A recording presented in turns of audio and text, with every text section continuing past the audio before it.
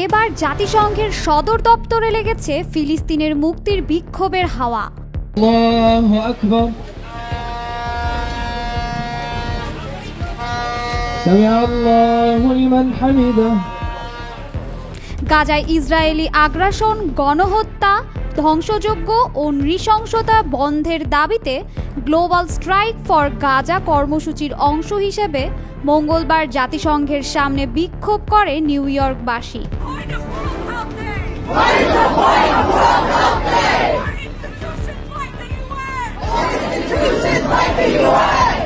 আন্দোলনের অংশ হিসেবে স্থানীয় সময় দুপুর থেকে প্রতিকূল আবহাওয়া এবং পুলিশি বাধা উপেক্ষা করে বিক্ষোভকারীরা প্রথমে জড়ো হন জাতিসংঘের সামনে।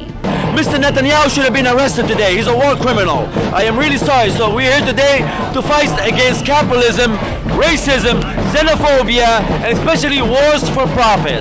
জাতিসংঘের সামনে থেকে তারা মিছিল নিয়ে ম্যানহাটানের 3টি ব্লক প্রদক্ষিণ করেন। We are here today protesting at the United Nations headquarters for the global strike for Gaza as human beings, righteous persons around the city came out to the street to stand up against this 18 months of genocide, 18 months of the brutal, the most horrific genocide in the world's history. এরপর নিরীহ ফিলিস্তিনিদের হত্যাযজ্ঞ বন্ধ, আটককৃতদের মুক্তি এবং যুক্তরাষ্ট্রের দমন-পীড়নের শিকার শিক্ষার্থীদের পাশে দাঁড়ানোর আহ্বান জানান তারা।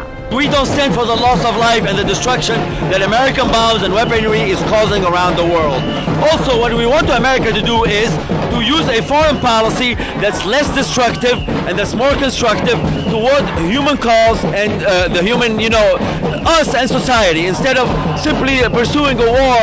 বিক্ষোভে আন্দোলনকারীরা প্রশ্ন তোলেন জাতিসংঘের ভূমিকা নিয়ে। তারা অচিরেই নিরাপত্তা পরিষদকে যুদ্ধ বন্ধে কার্যত পদক্ষেপ এবং ইসরায়েলের জন্য আমেরিকার সব ধরনের সামরিক সহায়তা বন্ধের জোর দাবি জানান।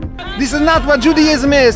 Jewish people around the globe standing up against this genocide, against targeting press, against targeting healthcare workers, against targeting children, women. This have to be stopped. It's the duty of every righteous person to stand up, to say no. It's not anti-Semitic to stand up against this genocide. Freedom of speech খ্যাত America Israel প্রশ্নে বরাবরই পরাধীন। অনুমতি থাকার পরও শান্তিপূর্ণ বিক্ষোভের সময় নানাভাবে নিউ ইয়র্ক পুলিশের বাধা ও ধরপাকড় নজরবিহীন বলছেন আন্দোলনকারীরা।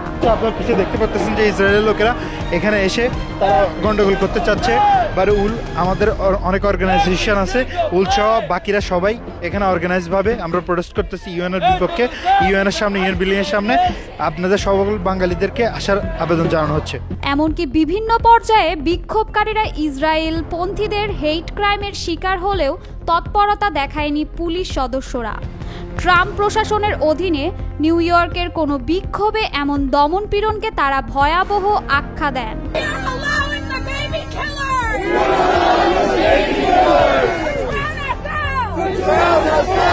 As I said before!